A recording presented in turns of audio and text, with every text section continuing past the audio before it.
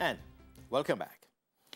The second year of the Jamaica-China Technical Cooperation Project on sports coaching commences this month with coaches from 7 sporting disciplines to be trained ahead of international action. Simon Preston reports. Football, badminton, volleyball, gymnastics, basketball, swimming and synchronized swimming are the sports that will receive attention in the second year of this 3-year partnership. Minister of Sport Olivia Grange says she's hoping to add more sports into this agreement in the future.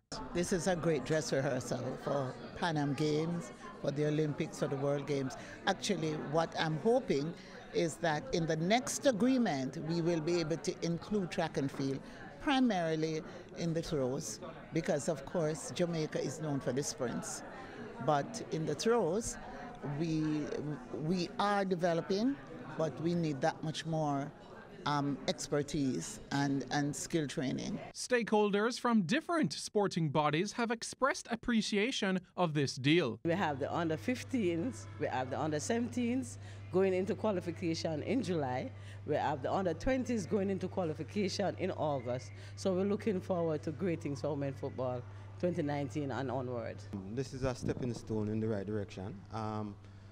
This exposes our young girls. Most of the persons who are participating are from high school and college.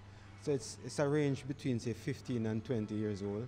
This is the sort of platform we need to kind of get them in the right mode as it relates to training and, more importantly, the discipline that they'll need to get to the next level. It is a work in progress. So the fact of the matter is that some of the results you're not going to see or achieve for the next 2 to 3 years.